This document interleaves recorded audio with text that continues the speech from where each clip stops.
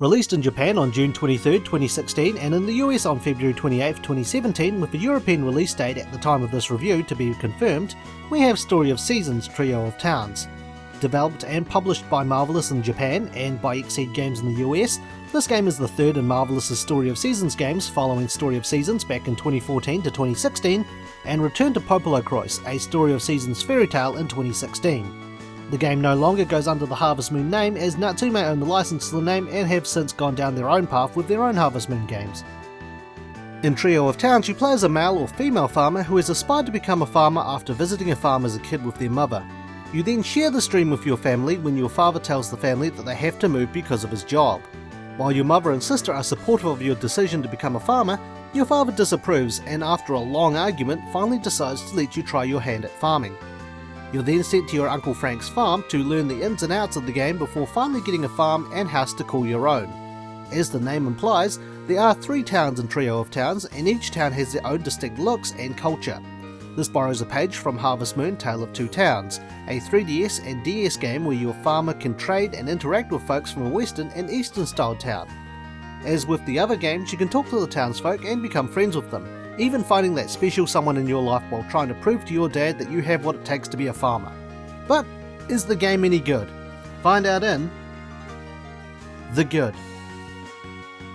The series never ceases to amaze me with the sheer amount of things to do over the course of a typical day, and Story of Seasons Trio of Towns is no exception. I've invested well over 100 hours into this game, and as I said in the review for Story of Seasons, this game is a time sink. A typical day which involves watering and harvesting crops, looking after livestock, talking with the different townsfolk, and leisurely activities such as fishing, foraging or mining can take up to 45 minutes or even longer to complete. Seedling mode, which acts as the game's easy mode, is perfect for beginners as items are cheaper and doing things don't cost as much stamina. For returning players such as myself, there's veteran mode which has stamina drain closer to classic Harvest Moon games.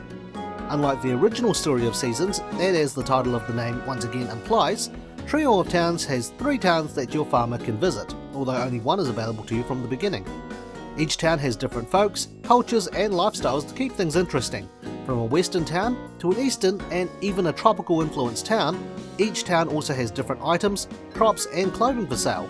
In terms of keeping you occupied, this is something the classic Harvest Moon / Story of Seasons games are well known for. In terms of content, the game brings some new stuff to the table as well as bringing back or expanding on existing features. A good example of something new would be the familiar events, where after forming a special bond with your pet, you can experience instances where you become an animal yourself and go around talking to animals around the 3 towns with your pet.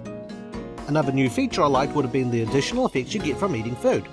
Some foods will somehow give you a discount at shops. Others would lower stamina consumption, make you run faster, or even slow down or speed up time, which adds an element of strategy to the game and encourages you to cook or eat different foods to see what benefits you get from it.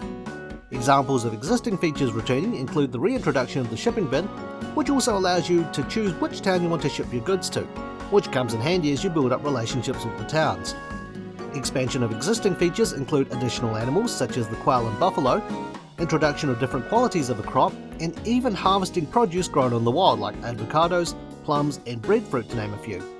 The game even takes a page out of the Rune Factory series' book and introduces a boyfriend-girlfriend system prior to marriage. I feel that a lot of this is a nice breath of fresh air and really keeps the game unique in its own way. Customization options I found were also much deeper than the previous game, and the game even works in your tool upgrades into this. Tools can be customized to be lighter so it doesn't drain your stamina as much, more effective, cover a larger area, and even painted a different colour. Farm customization makes a return as well, which is a feature I really enjoyed from the previous games as it allows me to give my farm its own unique identity. But I'm a boring person so I didn't really do much in the end. Unlike the previous games which had a collaboration with the Mario series in the form of crops, this game adds Mario, Luigi, Princess Peach and Toad's outfit to your wardrobe. Each costume grants you a brief bonus when worn and are obtained by completing special part-time jobs in town. On the topic of your wardrobe, the types of clothing available has expanded greatly, and depending where you get your clothes tailored, you also draw upon some of that town's culture into it. The farming style of the previous Story of Seasons returns, and with a larger variety of crops. However, unlike the previous game where you would rent out parts to farm on, as you complete the challenges set by your father, additional sections of your farm open up and you can use those to expand on your fields or buildings.